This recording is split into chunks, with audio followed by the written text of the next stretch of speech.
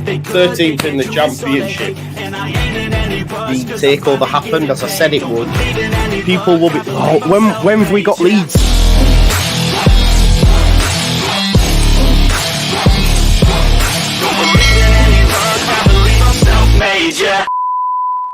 Now then, people, welcome back to the Just Joe football show, and it's time for another instalment of The Final Word. I know you'll all be excited to watch this video. I'm excited to create this video with these fellow guests because, of course, we're still massively on a high after what was an absolutely amazing comeback yesterday at Elland Road, 3-1 to the Foxes, cutting the gap down now to just 6 points.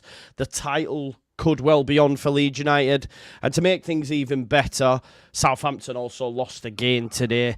I think that's 1 win in 4 now for them. So it's funny, isn't it, to think that we were considered out of the picture just a couple of weeks ago, and now they are out of the picture.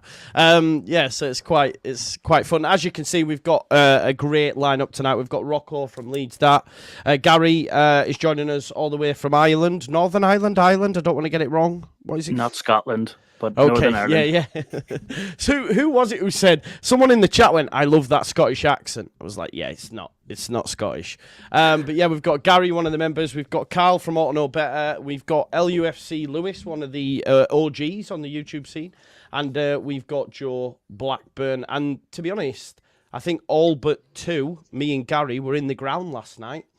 And last night's show, none of us were. So it's going to be great to get the folks' opinions on what the atmosphere was like. It looks special. I can't lie to you. It looks special. And I actually spoke to my friend today and I went, yeah, it's moments like these. I was like, I wish I was at the game.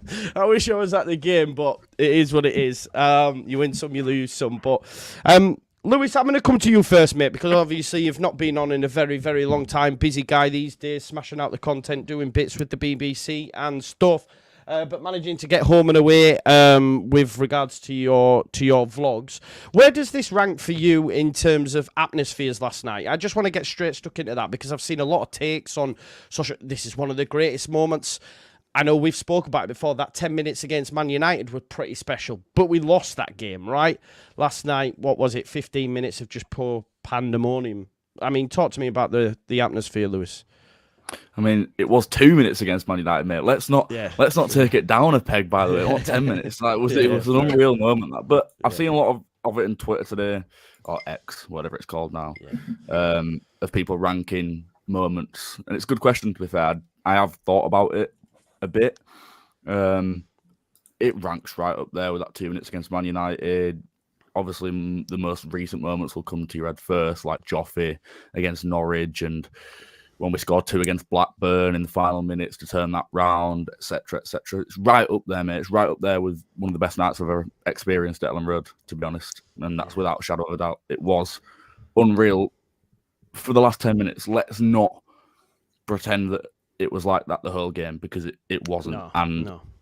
You'll know, some of the people in here may know, some people in the chat may know that I've been critical of the atmosphere at Elland Road this season. And in my opinion, for good reason, it has been below par, but the reasons behind that are debatable. We've just been that good that I think people may have taken a back seat and thought we don't need to be the 12th man here, and also it's post-relegation blues and everything like that. We can't be bothered playing Bristol City and QPR, but ultimately, last night, Elland Road at its best, up there with one of my best experiences in there, without a shadow of a doubt, Yeah, it was right up there. Rocco, we'll come to, in comparison to Lewis, you're an elder statesman anyway, Rocco. So where does it rank for you, mate? Because on the TV, watching at home, you're a CUNT and all that sort of jazz, but that was me watching at home. But it did come across pretty special. Like, how was it for you in there? Yeah, it was. The ending was just unbelievable. And Lewis is right. Yeah, I was getting frustrated as well. I think a lot of the crowd were, just like overly agitated. It was unfair on the players. I thought, especially how well we're doing, and maybe took a lot of people by surprise. But by the end, looking back on that night last night, I mean, that's up there with anything for me. Like the feeling of it. Like I'm comparing it to like Deportivo and those European nights under O'Leary. Like I'm certainly the post-match celebrations. I have never seen anything like that. Never at Ellen Road. It was absolutely just unbelievable. And also the moment when Archie scored. The fact that it was Archie just elevated it so much. Such a momentous moment to witness that in his career and at such an important time, right off the back of the equaliser. Yeah, it was incredible. And to carry the team over the line like we did and even get the third just to finish it off. It was just one of those nights that, yeah, it'll live forever in the memory. And probably as time goes by, like you'll probably I'll start questioning in my own head, like, oh, how can you really rate, Leicester at home in the Championship against, those nights in Europe? But as a feeling, it was. And, our 9th win in a row. And, it almost felt like promotion. I'm not saying we're anywhere near promoted yet, but I can't imagine promotion will even feel as good as last night. It was just absolutely special. Yeah, it was, mate. I agree with you. I mean, the I Predict a Riot stuff at full time was unreal. Just viewing it from Leeds United Twitter and them scanning across the crowd and everyone's bouncing. It did genuinely look pretty special. And then there's also that video of the guy that's like 3 miles away, and it's like a concert, man. It's like, I don't know, if you're watching like Leeds Fest from afar, you just see these lights in the distance and just loads of people all singing and chanting at the same time. It just looked so special. Carl, you were at the game as well, mate. I thought you lived in Ireland, and then you were like, I'm at the game. I was like, that's some dedication, bro. And you were like, Joe, I live in Armley. So yeah. But how was last night for you, Carl? Yeah, I'd just like to echo what the lad said, Lewis especially. I think a lot of the hangover from being relegated has had a negative effect on how the crowd have been all season, and it is something that a lot of fans have been talking about. But that last 10 minutes last night, I've been to the couple of the European night games and stuff like that, and that last 10 minutes last night was just incredible. I at one point, when the second goal went in, I turned around to my mate and I was like, I know my cardio is in bits because I'm absolutely knackered here. Like, I was absolutely wrecked. But just the last, I couldn't get over the change. Don't get me wrong, it wasn't completely dead all game. There was elements of it due to frustration with how we were kind of being pressed and they were kind of taking us out of the game a little bit in certain areas. I thought that they kind of nullified Somerville for the large part. And when he's not on the ball or when Rudder's not on the ball, the crowd tends to be a little bit quieter because creative players aren't getting into the game as much as they probably should. But to say it went from a really average kind of atmosphere to absolutely explosive within the space of a few minutes was just incredible. And hopefully we have quite a few more of those now coming up towards the run-in for the end of the season. Yeah, many more. Well, I say twists and turns. I just can't see us getting beat at the minute. We spoke off air. There's only one team that worry me at the minute, and that's Neil Harris's Millwall. But outside of that, I'm not overly concerned. But yeah, Joe, you were also at the game. I know you were due to come on last night, and you rushed back and whatnot. But we had the 6. But how was it for you, mate? I think I seen in the group chat we've got for the walk, you were saying it's like probably the best moment you've ever experienced, right? As a football in terms of Leeds stuff, yeah, absolutely. Going, yeah. I'm going to add that caveat because, I feel like if I say that and I got married 3 months ago, I was going to say because your wife's watching. Is that why you're saying it? Yeah. But in Leeds terms, absolutely, because I've relatively rarely had a chance to go to matches because I sort of fell out of enjoying Leeds in my early teens and I got back into it at uni. But by that point, I'm living in Lancaster and it's a bit of a pain to go to and fro. So I was also there for that Man United match where it was absolutely pissing it down and we got just 2 goals in 2 minutes. That was banging. But this was just something a bit special.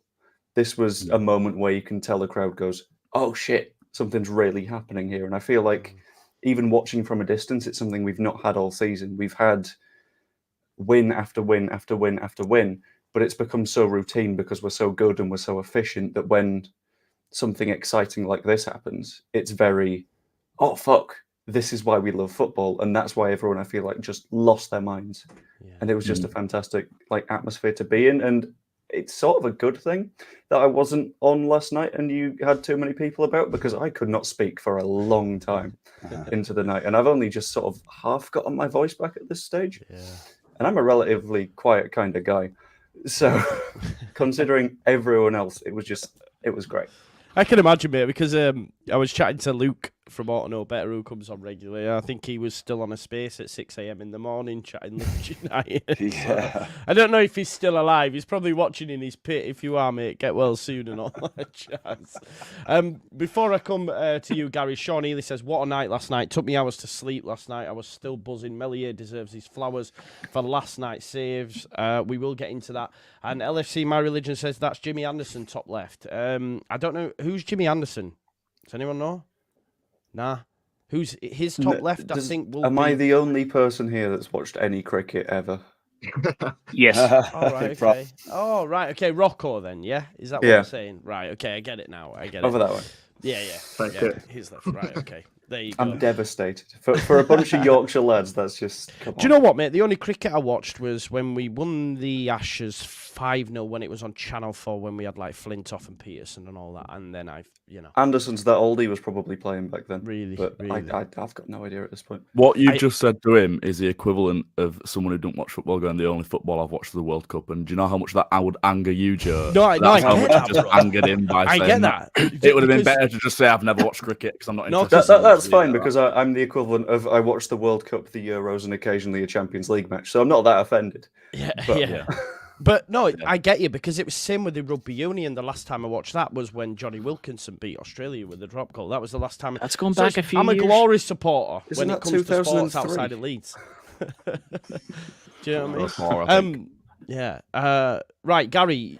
Sean touched on it there, not being able to sleep. You were just touching on it before we started. It was one of them nights, like I tweeted out, social media is amazing right now. It's not very often it is. And last night I was like, I could just watch video after video, compilation after compilation, highlights after highlights. It was one of them moments, wasn't it? It was. It reminds me, you were talking there about the games that it reminds you of. For me, do you remember the game Aston Villa were 2-0 up? Clark got the winner in the last minute, 3-2. That's the 3 goals. That's the last time I screamed. I'm a 40-year-old man screaming like a child on Christmas. My missus texts me up, will you shut up? I just replied back, no. Just no. Yeah. It was fantastic. It was unbelievable. And you're right when you say it's a bit like, we're not Man City, but do you ever see the way their fans go and they're like, we're expecting to win this. We'll just sit here and have a game of football. Week in, week out, we're expected to win. Last night was a proper game, and I wanted it more because of their manager's comment. It's not a big game. Yeah. Okay. Exactly. Okay. Do you know just on that as well? Because obviously I've got a Leicester City fan. And he's like, you're taking it out of context. He didn't mean it like that. And I tried to explain to him that footballers and fans don't care about context. Footballers are just the same as us, and it proved the point yesterday when Ethan Ampadu walked off that pitch and went, just another game, wasn't it? Just another game. So however you want to say context, watch the full thing. Footballers aren't they're going to see that snippet and go, oh, it's like that, is it? That's why when this Huddersfield manager was chatting beans the other week saying, oh, Huddersfield are a bigger club in Germany than Leeds, and now you've got their owner coming out and not even saying our name for whatever reason, as though it holds any sort of relevance to us, but they will also get theirs. Okay, sorry. Yeah, no, they will also get theirs, you know. Let's dive into the game though. Rocco, Gary touched on Melier. We'll start there because I think, look, Leicester were poor in front of goal, and on another day they could have had 3 before half time, or at least deep into the second half and been out of sight. And I think if they do get the second goal, they win the game. Of course, Daka missed a sitter for 1. But the rest, Melier dealt with. I don't think he's at fault any what way for the goal. I think that's Nonto, napping. But just talk to me about Melier, because I know this season he's had a lot of stick. Some might say rightly, some might say wrongly. But Rocker, I thought he was great yesterday. Oh, I did, yeah, 100%. I think think he's having a fantastic season. I don't understand why he's so underrated. Really, I think last night he's made good saves. I mean, probably ones that you'd expect him to make. I think. But I just think he's a top quality goalkeeper. And like last season, he did go to shit last season. Like when we were getting pummeled, and I think probably it was 2 years that got on top of him. But I still massively believe in him. I think he'll be a top keeper, and yeah, you could even give him some plaudit for maybe coming out, narrowing the angle, being a big frame in the way, and making them try and hit the corners and missing. I mean, that's probably going a bit too far in your praise for Meslier, but yeah, maybe he did. It might play on their mind that they're up against a 6'6" keeper. I love Meslier, and I think if we go up, I'm absolutely 100% sure that we won't be replacing him, and I'm completely happy with that. No issues with him at all. I think he's going to be a great keeper. No, I agree. I know, Gary, you've played a bit in goal, haven't you? Before, Yeah. I've always wanted to speak to someone who's played in goal. Like, he was great yesterday, wasn't he? He was brilliant. You cannot. I think a lot of people think of Meslier and last year. That poor guy had more shots on him. It was ridiculous the amount of defense and shots last. You cannot judge him on last season. Get rid of last season. Focus on this season. If we're going by this year, he's been immense. Every keeper makes mistakes. Every defender makes mistakes. They're all people. They're all human. The difference is he's making up for it. That save yesterday was fantastic. Game-changing save. Even the first game against Leicester, game-changer save. Yeah. Brilliant. Yeah. Absolutely fantastic. He's a brilliant keeper. His one-on-ones are brilliant. His feet are a lot better. And I do like the fact that he punches them out, because it gives us a chance to go forward without having to grab the ball, let the other team get into place, and then go. It's just go. Yeah. No, I agree with you. It's clearly a tactic.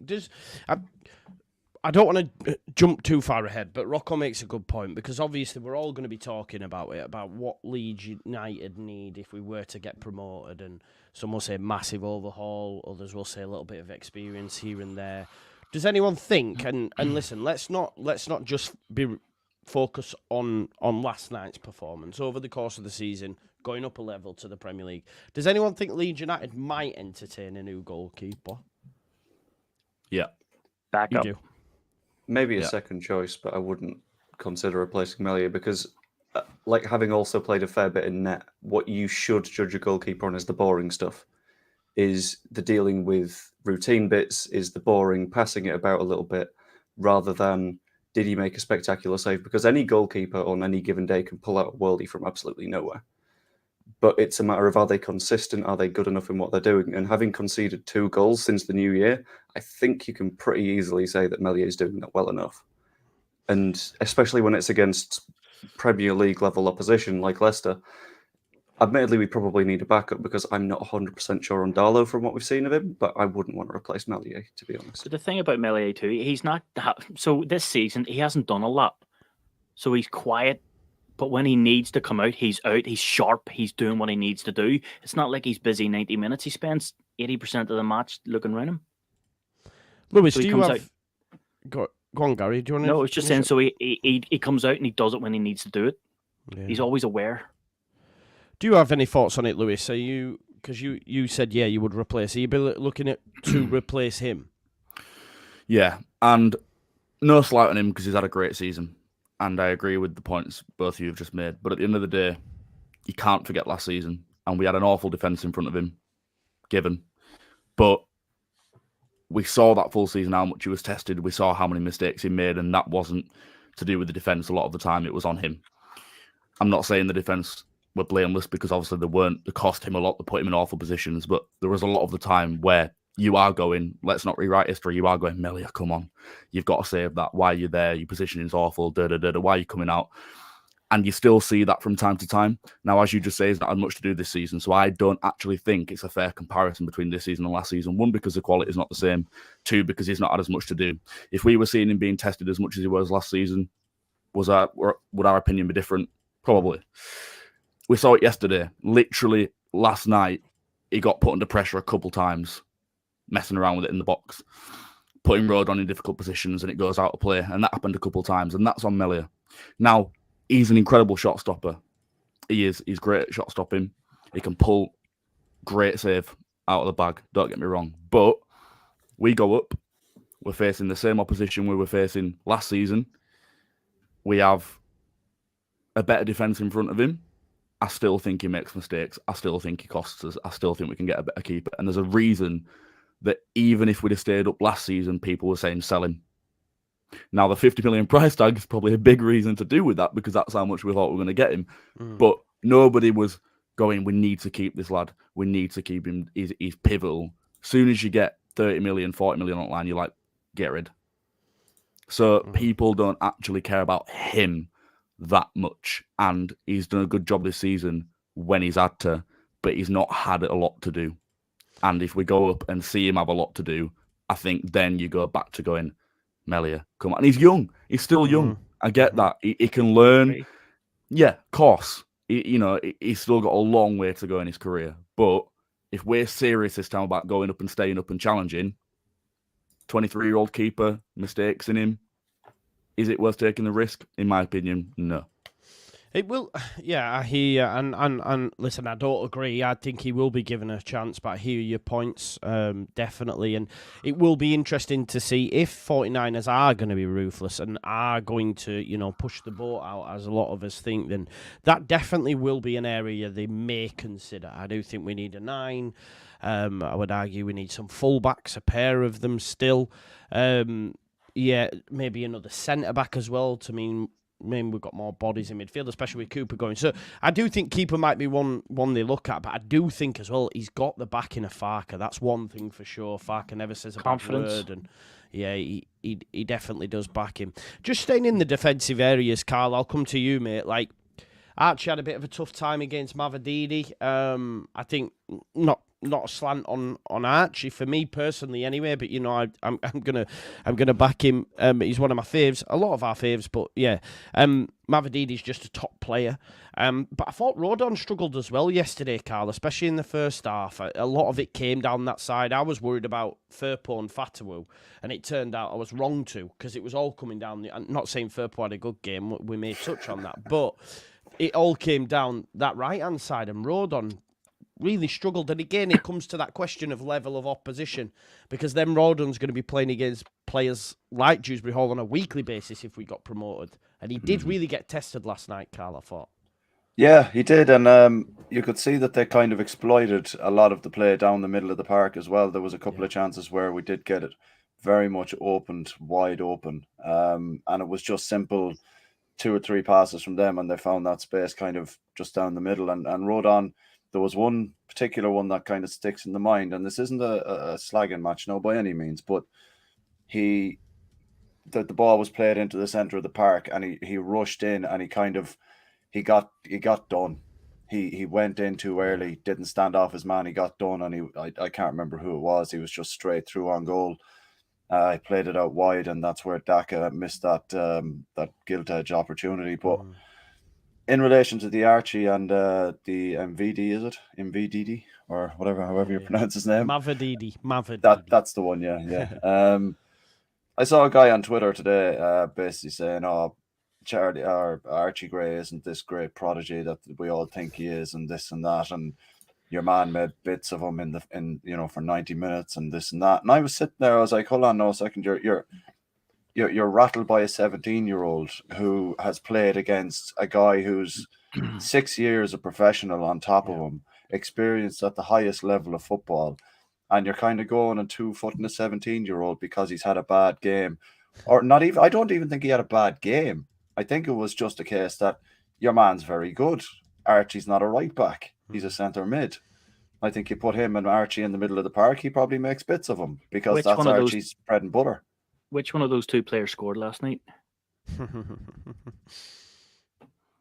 There you go. I think it's interesting that we're talking about Melia, Rodon, Archie, and I just want to make a point that I made midweek. It's annoying me how much opposition fans are now painting the picture that we've got a world beater team, and that it's been easy for us, and that Farker hasn't done an incredible job. Take us back to August. We were a complete mess on and off the field. You've got players refusing to play. You've got players jumping ship. We lost 10 players of note, 10 internationals. Sinisterra obviously held out for deadline day move. Nonto, let's not forget redemption now, but we're refusing to play him. I'm not forgetting that. He did. Made things very difficult to begin with. So we had that to deal with, all the contract clauses, etc. And then just look at the squad that we actually ended up with, right? If you're telling me at the start of the season that 3 months in our starting fullbacks are Sam Byram and Archie Gray, I'm thinking we're in trouble. Let's not, pretend here. You're thinking we're in trouble. Melia, we'd written him off completely at the end of last season, conceded, 70 goals. We talked about that. We weren't talking about him in the way we're talking about him now. People get him gone. One of the biggest reasons we'd gone down, yada, yada, yada. Ampadu had got credit throughout Europe, etc. I'll give that one. But £7 million, it's not like we'd gone and bought him for 40 million. Rodon, didn't have a clue how he were going to turn out. Obviously, unreal, but we didn't have a clue. And then you start going further up the field. Dan James, people had written him off. Had a great season. Somerville, young lad, right? He'd not really been a starter, but got the talent there. Nonto, Ruter, again, been here how many months, hadn't proven himself. People had written him off saying he wasn't worth £35 million, etc. We'd not seen it in him. So at the start of the season, Gruev didn't have a clue Kamara didn't have a clue how he were going to turn out. All these signings, the only sure signing that we made was Pirro, and Bamford's been better than him, and we can get onto that. But last night, I'm sure we'll discuss Pirro, but I'll just say now, last night, I don't think I've ever been more frustrated with a footballer. And that exceeds Bamford. And I know you, Joe, have been very frustrated with Bamford over the years. But last night, I was just constantly like, Pirro, move. You're letting constantly all game. And I'm like, get Bamford on his pitch. Get Bamford on because he will press. He came on, made a difference. Anyway, we'll get onto that. But the only sure signing we made was Pirro. You go, right, who's the top scorer left in the championship? Other two had left, but who's the only biggest top scorer left in the championship? Go sign him when we did. But other than that, the squad we were left with ain't a world-beater squad, and Farker has done unreal.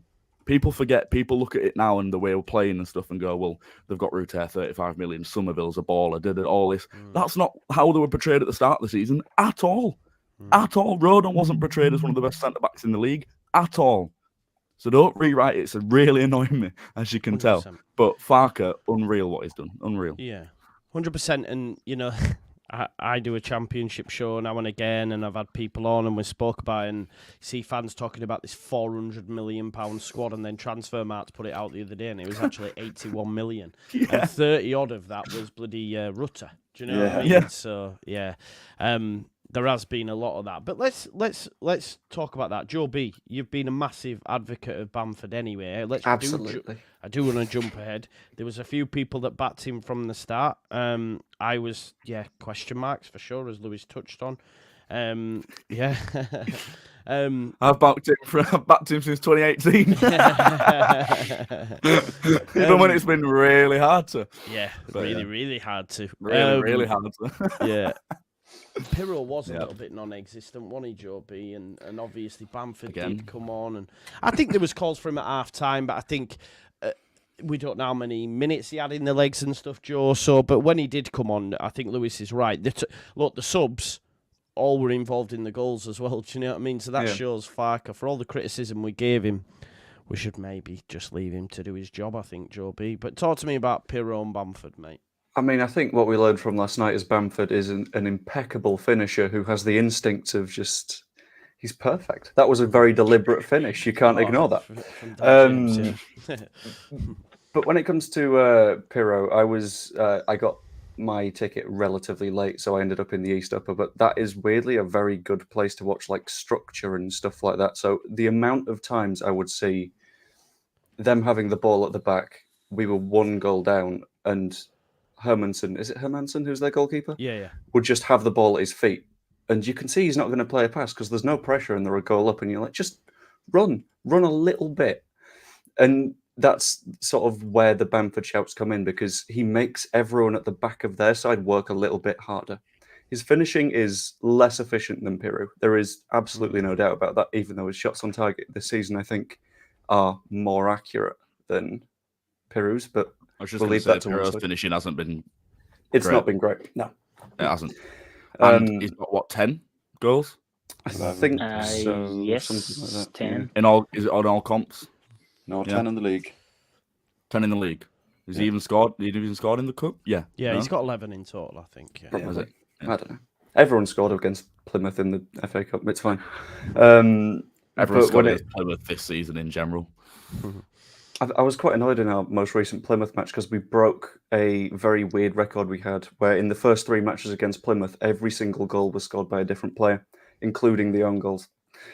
Nice. But outside of that, with the Piru stuff, you could sort of see that he's a yard of pace behind Bamford. So they had a little bit more time at the back. They could play passes that would be a little bit more difficult when Bamford was on the pitch. And when he came on, you could very clearly see that they were stressed out a little bit more. They were forcing things a little bit more. And the same with Dan James.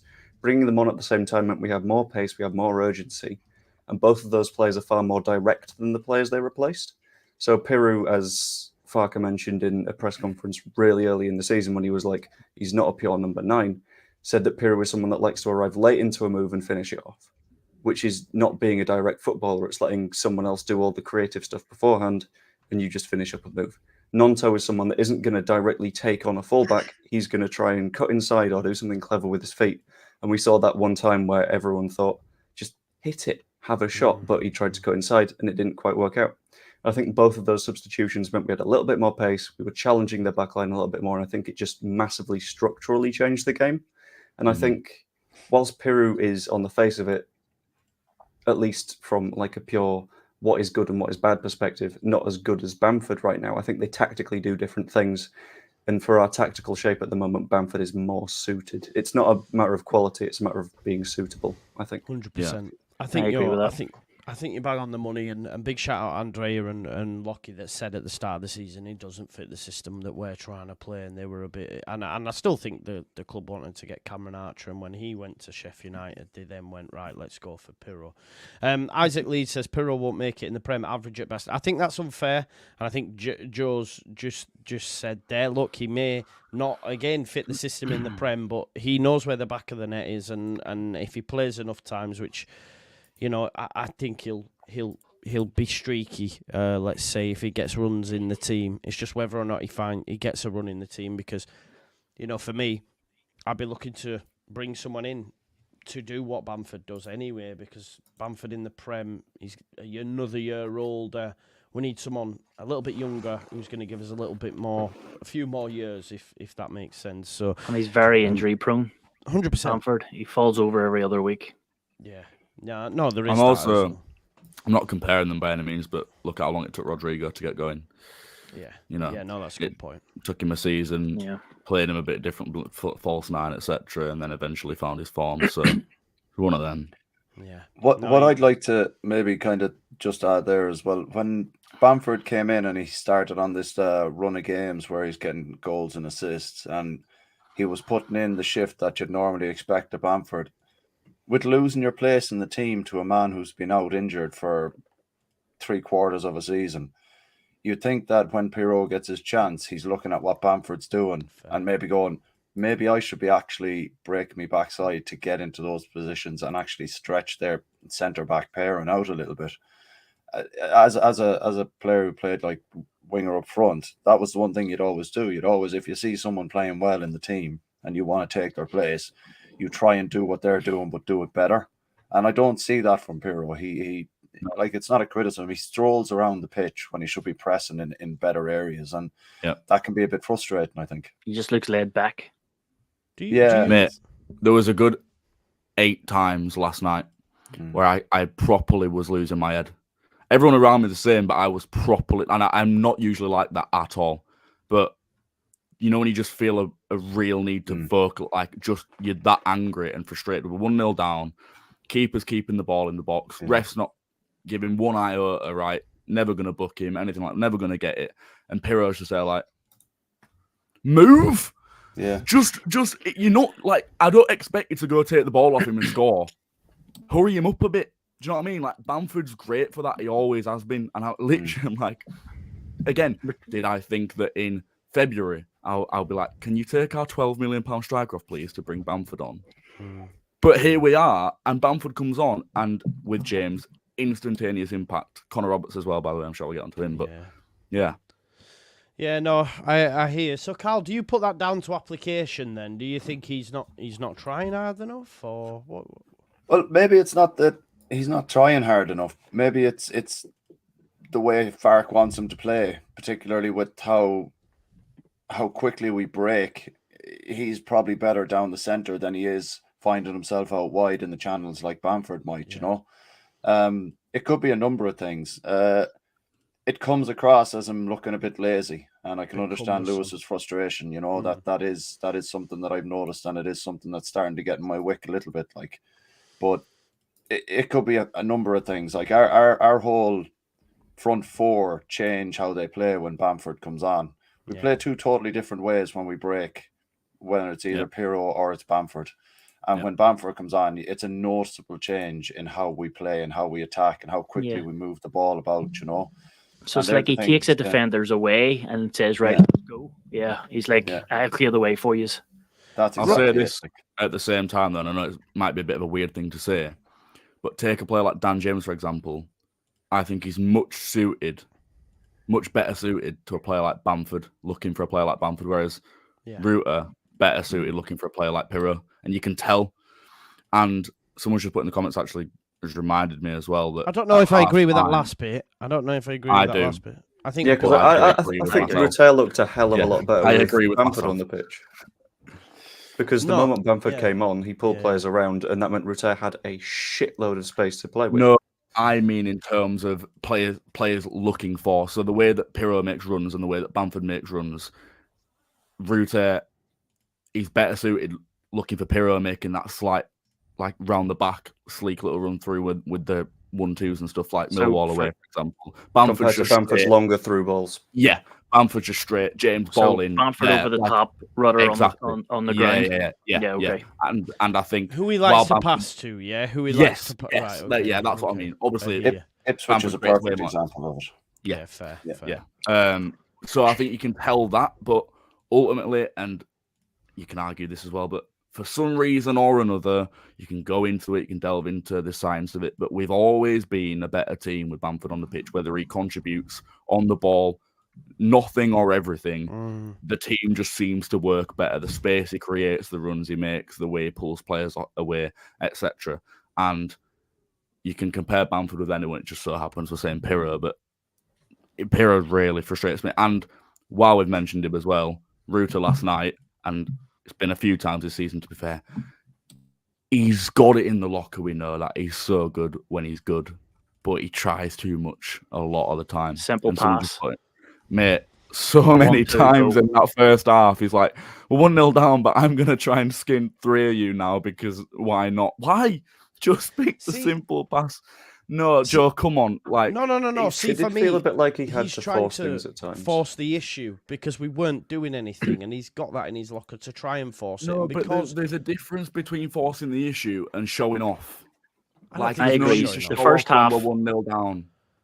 The first half, there were so many just simple passes, and he was trying to take the players on himself. Like, just pass it and run. Yeah. Well, and then apparently, I've seen on Twitter and I've seen someone put in the comments now, Bamford spoke to him at half. I think Bamford actually said himself, spoke to Ruter at halftime and said, calm down, just play it more simple. 2 seconds in that second half, he's trying a 5-star skill move, and we're still why on the touchline? 5-star skill move. What are you going on about? Mate, he is. He's just he loves because he's got it in his locker and he knows he's capable of it. But when we're 1-0 down in arguably the biggest game of the season, just calm down a little bit. Just would that fly in the Premier League though? Absolutely I think he gets not. away with a lot more of it in the Premier League. Yeah, but I think he finds himself with a lot more room. A player like him will find a lot more room in the Premier League to do what Lewis is saying. It's a negative thing. I don't think he does. I think he will. Which teams are we talking about up against here? Because he'll just get bodied. I'm not saying we're going to be any good when he goes because it's the Premier League. Yeah, that's what I mean. All right, like, a lot of those fouls. Well, a lot of those losses off the ball last night were coming from fouls where he was trying to back into players or players were just bodying him from the back. And that kind of thing does get you up the pitch quite quickly in the Premier League. I do want to say as well, I sort of agree with Carl in that I felt that this is the first real test for Rutter against two centre backs that could probably still do a job in the Premier League in Woutface and Vestergaard. And I do think in that first half, Vestergaard was winning that battle. If you look at, say, Joe Rodon, who was trying to meet Daka was flicking it around the shoulder, getting in behind, and Rutter was trying to do that, but Vestergaard was beating him to the punch every time. And I do think, again, it's the level. We have to remember that Rutter probably needs to remember that himself, that, you know, not everyone's Rotherham, not everyone's, I don't know, Plymouth or whatever, you know what I mean? But at the same side, Rutter got man of the match, was involved in the goals again. He wins the free kick that James dispatches into the back of the net, or Bamford, whichever way you look at it. So I do think, you have to take the rough with the smooth with Rutter. But Rocco, yeah, exactly. This is what I'm saying. So, you know, I mean, last week he got man of the match. I don't think he deserved it, and even he thought that. But yeah, I was just going to say, like, he has arguably the worst game of his season. Not that he was bad, just the worst game of his season. And 100%. Even he's going, just a small let's go. I don't think I was that good, but 100%. Still gets a goal and an assist. So there you go. Yeah, Rocco, do you have any thoughts on what's been shared, mate? Just on Pirro Bamford debate, Rutter. What are your thoughts? Yeah, I think I mean the lads have summed it up well. I mean, I think Farkas sort of had to make the best out of the Pirro situation, and that's why we saw him playing at 10. You know, he knew that he couldn't be his number 9. Now he's started playing him at 9, and you know, I don't think he's been impressive, Pirro. I mean, he's scored a good number of goals. It's respectable to be on 10 already or 11. That's okay, but yeah, I've been really disappointed, really. But yeah, the Rutter thing, like last night, definitely frustrating at times, especially in the first half. But I also think like a lot of players were doing the easy thing and the simple pass. You know, you've got Kamara and Gruev, you know, just, you know, playing the 5-10 yard passes. Like Rutter, it's his job to make something happen. So definitely, like, a bit too much of it is his decision making definitely isn't perfect. But he just kept plugging away, and at the end of the day, he's won us the game by doing that. You know, it's come off for him enough, like by hook or by crook. He's managed to get us into the scenarios where we've scored the goals. So yeah, I think it is a bit of a case of taking the rough with the smooth. And his ceiling's so high. I think he's still very raw. Like you said, Joe, that's a good point. I thought the same about coming up against two, you know, real quality defenders there, and he struggled. And I've thought this season, you know, in the Premier League, would he have been ready for the Premier League this season with us? I wasn't sure that he would be. And I don't know if I'm still sure now. I think maybe I'm a bit more confident because of the way he came through last night in the end. But I think next season, hopefully, will. And I think he'll keep improving. I think 100%. Like something could click with Rutter and he will like just be a real top player, you know, top player. Shooting training skills in the summer, just shoot for 8 hours a day. He needs that, doesn't he? I do. Do you know what as well? And it's just, you've just reminded me there, because I remember saying it at the time. The week before against Plymouth, where he gets man of the match, but arguably had a poor game. The centre back who's on loan from Spurs, Phillips, who's well thought of, really gave him a good game in that one as well. And he's a high level centre back that's expected to do well. So you know there is that level up in there that we need to take, you know, when we do get promoted. Let's talk about that now. Let's Joe, I'll come to you. I say if and when. I know, listen, Ipswich are still on the same points as we keep being reminded by this, but I think we go up in the top 2 anyway, right? I'm really confident about this fact now, right? So when we go up with Ipswich.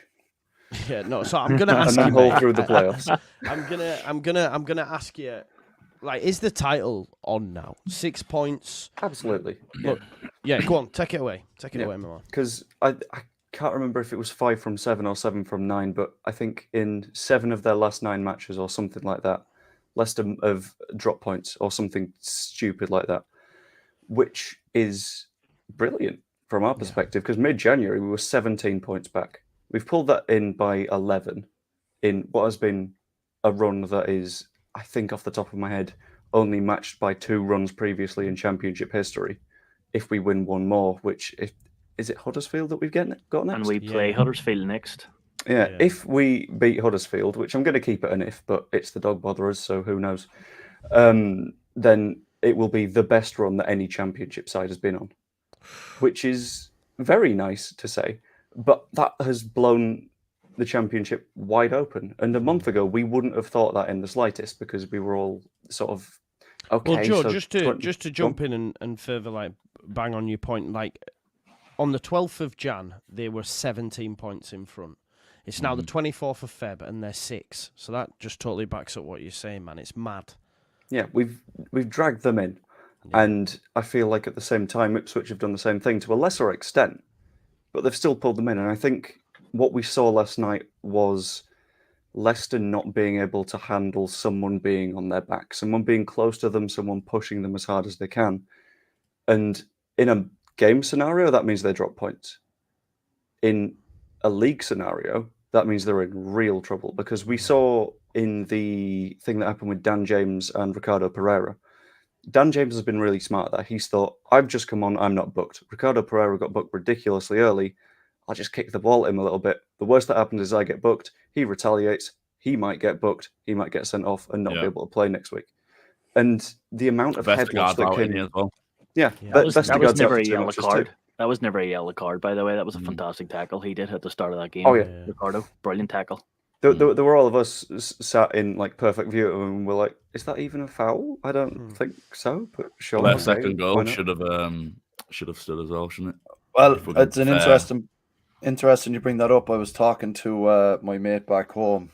His dad's an FAI referee, league assessor, and the rule states apparently that regardless of whether Rutter touched it or not, it wasn't a deliberate pass in the direction of where the keeper or whatever. It was a deflection off Rutter rather than a deliberate pass. So therefore, when the ball was played in the initial instance, the player was offside. No, he wasn't, Carl. When the ball was sent over, Daka was onside. Yeah, but he's offside from the header that hits the crossbar. No, he won't. He was onside sure for that. Yeah, he was on for that. Well, then it must be just from the point at which he was offside then. Yeah, it was the point where it hit Rutter that he was offside. And I think the referees looked down the line, seen him offside and just gone, yeah, he's offside, when in actual fact, when the ball's played in, he's well onside, to be fair, he's Daka, to be honest. Okay, well, it would be the second movement then. Yeah. And this is a privilege of not having VAR. What comes around goes around. There was decisions in the start of the season that went against us. They've now came in our favour. Get rid of VAR. I hate it. Yeah. And the beautiful thing, it's not our problem. It's theirs. And it means that they're now having to fight for the title. And not just the title, they might be struggling in terms of promotion as well going forward. 100%. There is a lot of Leeds fans, and of course it's a hang-up over years of disappointment that are saying, "Oh, this is Leeds, we could still balls it up, etc." And I get that, and people worry about jinxes and all this sort of stuff. I mean, I don't believe in jinx. I mean, if I say something, it has no bearing on a result whatsoever. But is anyone not confident that we get promoted? Does anyone worry that I know it sounds mad to say Ipswich are on the exact same points as us, but does anyone think that we might drop into the playoffs? From the start of the year, we're superior. We're not conceding, and we're 2 goals in 4:30, 28-30. That's a big difference. A big difference. You have to also realize they were so far ahead that those points that they've dropped, all we've done is catch up now. If we didn't get beat at home against Leicester, right? We're not going to get beat home for the rest of the season. I'm convinced our home season's gone undefeated. Easy. Yeah. There's no reason why we should get defeated at home. No. Yeah. I've just had a quick look as well at the table, and Southampton, West Brom, Hull, Norwich, Preston, all in a row. Leicester have got to play all of them. And they're all third, 4th, 5th, 6th, 7th. And Leicester have got to play all of them. I think we've still got... Go on. 3. That's all right, yeah. If I remember right, they've got QPR next, and then they play, I think, 3 of those sides all consecutively. Yeah, 3 within... That is going to be a fun run. It's now, again, this Southampton, West Brom and Norwich, I think. This point of the season, though, those teams at the bottom, they're going to be fighting for survival as well. True. So this is going to get tough. This isn't just a normal 3-pointer in the middle of the season. 6 of the bottom 8 won today, by the way. I think. Yep. But it is coming to that end of season now, where the business end of the season, where your lower sides are going to start picking results up, even maybe against us, and you've got to expect that them teams will perform better than they maybe would mid-season.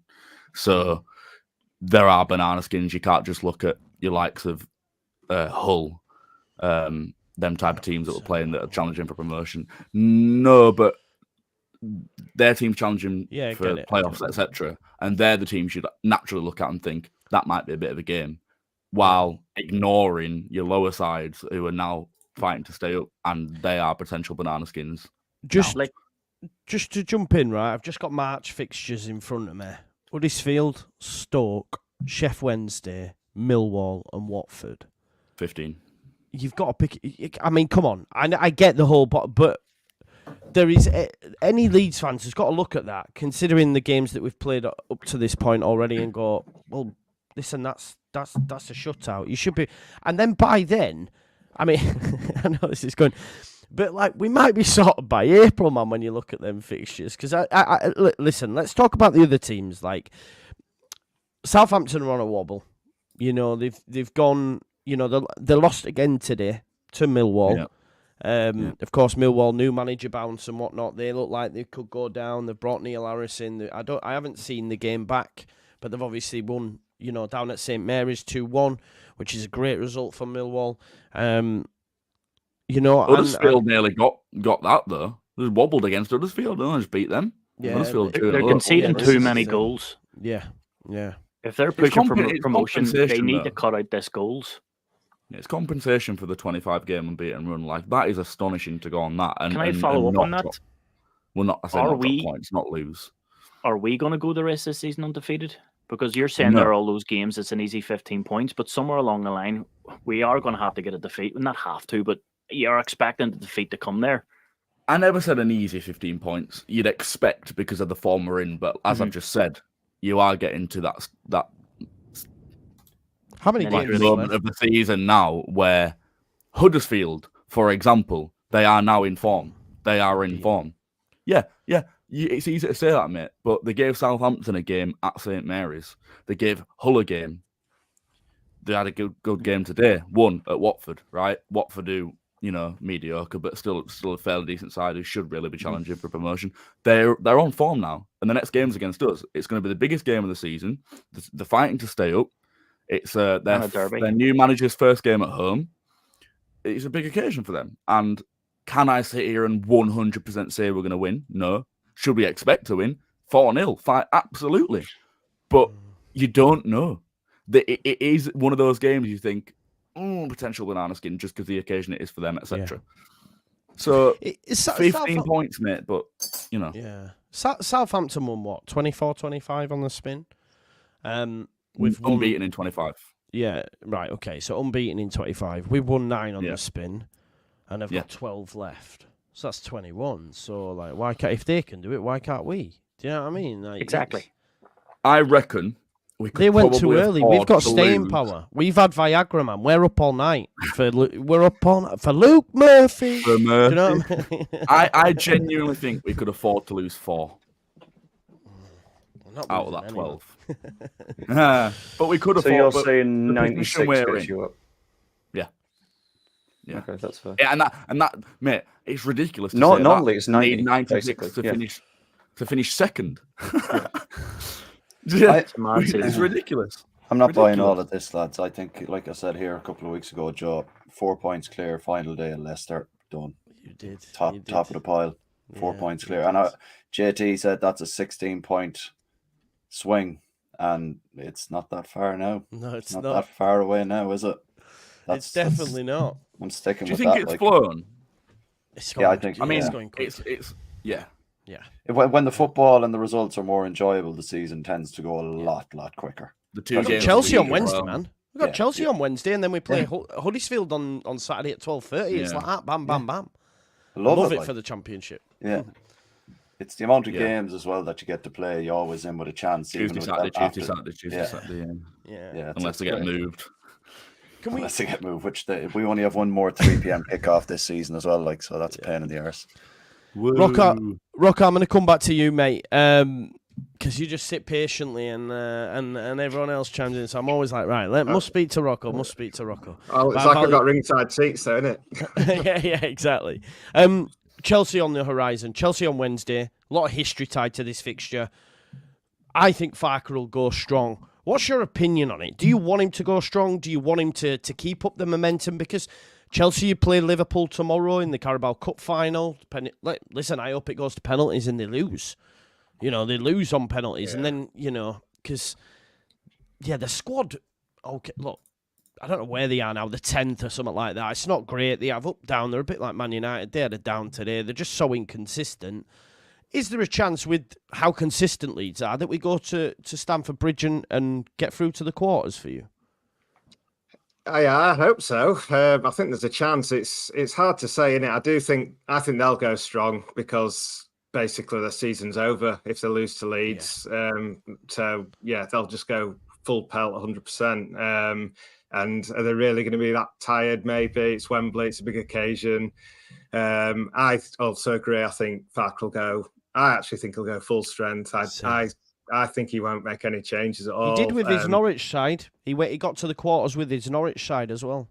Yeah, I mean, I was thinking about it on the way home. I was talking to my dad and, questioning who he might drop and who he might bring in. I don't think there's anyone. I think he'll just go the same, or, maybe go stronger, bring James and Bamford in.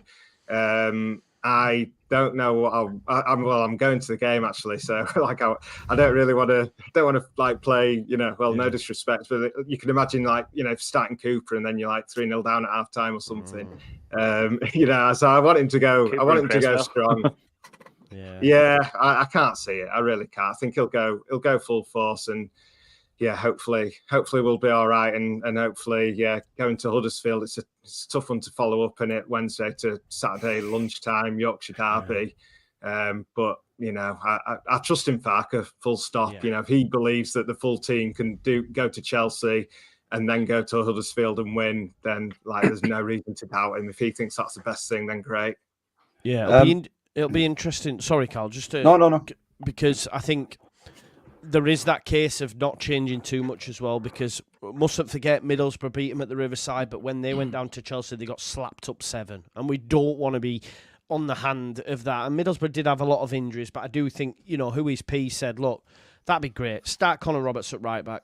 Start Paddy. Start Dan. What you do at left back, do you start Archie there? Do you play Junior? Byron probably fit for that, so you could go him in there, but you don't want to change it. And I think as well, Carl, just to come back to you, mate, is people like Ampadu will have a point to prove. Rodon, who's just left Spurs, will have a point to prove. So that's something worth noting. But go on, Carl, you were going to say something, mate. No, just with the point you made, they were playing Wednesday and they were playing lunchtime kickoff Thursday. The way we've been kind of doing the travelling, do you reckon will we stay down Saturday or Wednesday night and come back up Thursday? Just kind of because Farke seems very keen on this whole not breaking the sleep rhythm and the sleep pattern, so that they're fresh and everything's kind of ticking along at the same kind of time all the time. Do you think will that have a positive or negative effect if we depended on how we travel for Saturday? Yeah, well, he did say he'd switch something up, didn't he, a few weeks back? I think he said we stay over the night. Is it the night after or something? And well, we've not lost away since. Do you know what I mean? So clearly it does have some sort of bearing on it. It's them little increment gains you can make that us football fans don't see, right? That can have a total different effect on a team's performance. But I'm not too sure. I'm completely different on the Chelsea game. I want them to put out a bunch of kids, keep the legs and keep the momentum going off the starters, having the momentum of win. We're not going to win the FA Cup. I'm sorry. Focus on the league. Get the kids out. Get that game out of the road. Keep the legs fresh. Focus on the league. It's not a home game, so we don't have to kill the home form. Yeah. Just get rid of it. That's my opinion. Chelsea, though. It's Chelsea, though. If it was Fulham or something, right, or Wolves, I wouldn't be asked, but it's Chelsea. The manager doesn't even know the players. Hey? He doesn't even know half the players who play for the squad still. Pochettino. Aye. Who? Yeah. I don't even know half of them, man. Again, obviously you want to go out and win, but personally I'd say get rid of the Chelsea game, whatever, get the kids out, keep the first team legs strong, fit for Huddersfield and keep the winning momentum in the league going. Yeah. My opinion. Yeah. Has anyone else got a pick? Joe B, how do you feel about that Chelsea game? I'm a little bit split because I can see the argument for play the both, youth yeah. players and just see how it goes. I really want to keep the momentum going in terms of like the first team, because them playing football and just sort of consistently getting minutes is good for them. Like James Bamford Roberts could honestly do with a little bit of match sharpness by starting, for example. But just there's one little picture that I want everyone to imagine right now. Close your eyes and think Thiago Silva, 40-year-old, against Crescencio Somerville, Dan James, and Jorginho Rutter, and tell me that isn't the most delicious thing you've ever imagined.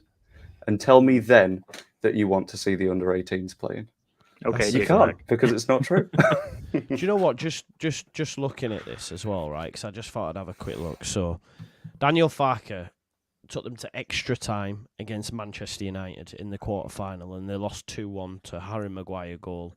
And in that side, he had Tim Krul, Max Aarons, Ben Godfrey, Lucas Rupp, Jamal Lewis, Todd Cantwell, Tim Klose, who was the captain, Buendia, Timu Pukki, Kenny McLean, and then Alexandra Tetti, which was basically his first team. And so I don't see him coming away from that, just because it's a chance for him to test his mettle against Premier League opposition. He'll have aspirations for Leeds to get there. We have aspirations. So it's also looking to this squad. Rocco touched on it earlier about Rutter. Is he ready? We're going to see. We're going to see against Chelsea. And for me, I'd much prefer us go and have a go. And if it's the 60th minute and we're 2-0 down, then make changes. The game's gone. But at least for the first 45, have a go and see where we're at. Because if we're leading 1-0 at half-time, well, we're still yet to get beaten from taking the lead, So why not? Why not have a go? I think football's about moments for me. I get it when you're playing lower league opposition, and I get we're only a league below, but it's Chelsea, and it's the FA Cup. And we win. Pants at the minute. Yeah, exactly. Yeah, do you know what I mean? And they'll have just played in the League Cup League Cup final against Liverpool. Let's see how that goes tomorrow. If that goes to pens and then they lose, why not? Do you know what I mean? Because then there's a whole different pressure as well. It's like, oh shit, our season's about to end. The fans are not happy. All this stuff. A lot of them want Poch gone anyway. So if he doesn't win on Sunday, Leeds come into town, turn them over, and then imagine what that does for the group as well going into Huddersfield. Gives us the fans going into rest at season, saying, you know what, we've gone to Chelsea. They can't even beat us. So what happens if they beat us 3 or 4, and then we're going to Huddersfield? Like, oh no, it's the FA Cup. Because there's arguments for everything. We've lost to a team in the Premier League that cost £1 billion to put together, and then we're against a team that's going to be in League One next season. Yeah, It's exactly. that's where your mentality has to change straight away. I've just sat and watched this whole conversation. It's pointless. We're going full strength. We're turning them over. End of. Man. Exactly.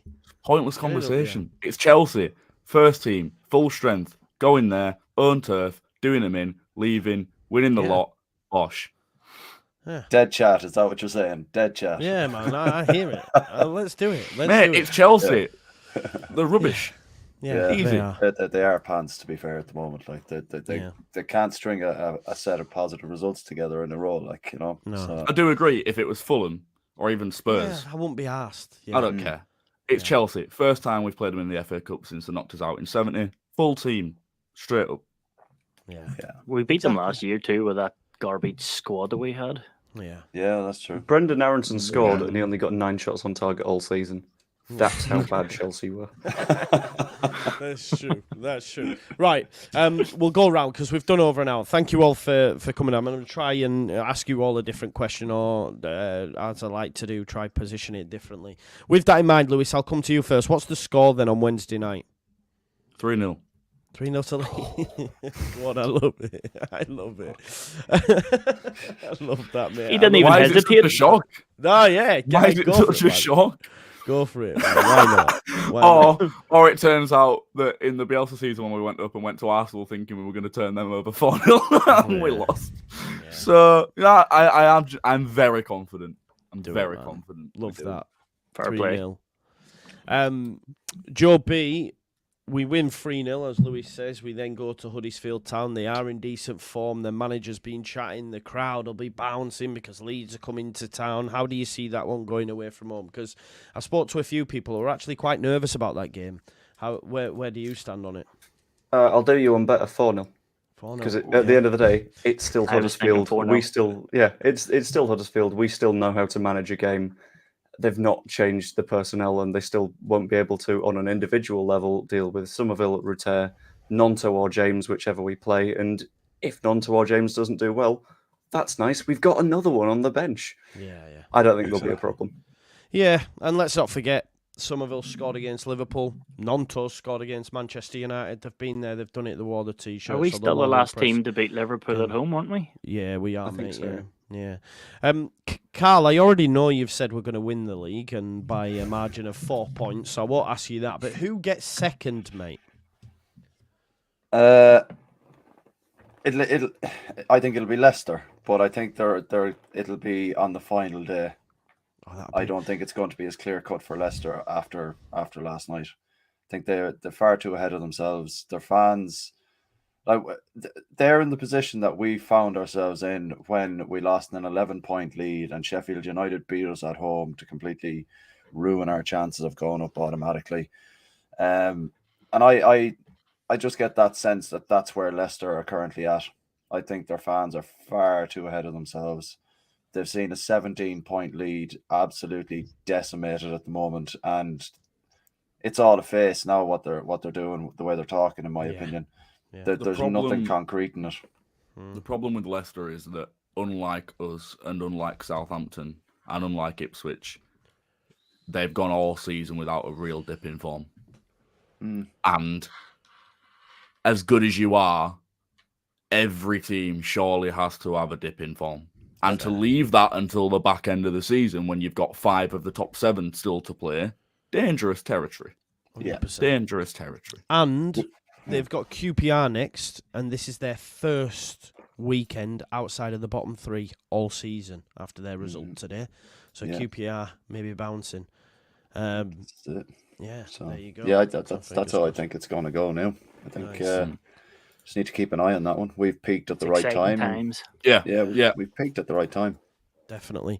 Gary, who goes up through the playoffs? Hull. City.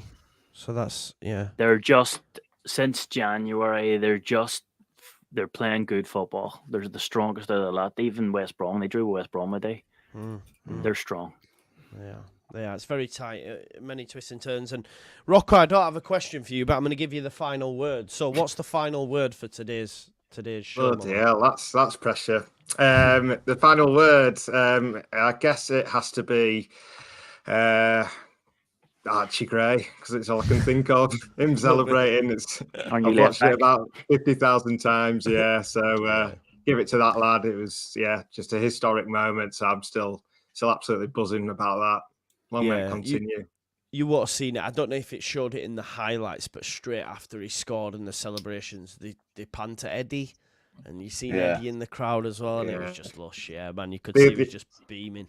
So the other thing I was going to say as well, I know, like on TV, when I watched the highlights, like the final whistle goes and the pan straight to Farker.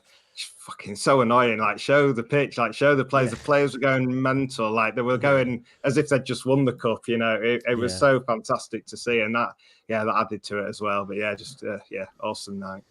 100%. I have just missed this, so I'll get it up now. Isaac said this is unlike any other season. Any of the top 4 teams would have been top by now in any other season. Hard to be a Leeds fan. Yeah. We don't do it the easy way. Even the League One days. Look at the teams that were in there. Southampton went up. Leicester went and won the Premier League. Norwich went up. Nottingham Forest. You know what I mean? We never get it easy, if we're being totally honest. But if we were to win the league from this point, it has to go down of one of the biggest bottle jobs, I think, from those that were above us, but also one of the best, turn of the years in terms of form from a team to come, not from anywhere, but come from, look, people were talking us not even being in the race, and for us to go on and win the league from here on in, it'd be absolutely massive. Look, please do go check out Rocco at Leeds. The podcast is live now, so make sure you go check that out. Gary, do you have anything you would like to promote, mate? No, I've started up my own Football Talks. There you go. Football There you Talks. go. YouTube channel, Football Talks. There you go. Get involved. Go check out Gary's channel. Carl, Ought to Know Better, the pod. Has it been done yet, or were you out all on the lash, probably? Well, it was meant to be me and Luke this morning, but Spaces took over last night for poor old Luke. So we'll be on tomorrow morning, maybe about 11 o'clock. So yeah, just shout out Ought to Know Better as well, because they had the mascot on from the previous week at the Plymouth game. The lad who was giving it to the Plymouth fans and unnecessarily took a bit of flack online as well. So I know I've seen a message where he was absolutely buzzing that he got asked to go on and yeah. So big shout out to him. What's his name, Carl? Will. Big shout out to Will, by the way, because that was a great video as well, mate. Well done, you. He was a lovely young fella. Yeah, great stuff. Make sure you go and listen back to that pod. You've got Joe Blackburn over at Joe Blackburn. Yeah, great content over there as well. And of course, Lewis, you all know as well from the vlogs. So make sure you go check out that. I know you already have, but if you want, just go check it out again. And we'll go back to that final word of Archie Gray and leave it there. Peace out now, folks. Archie.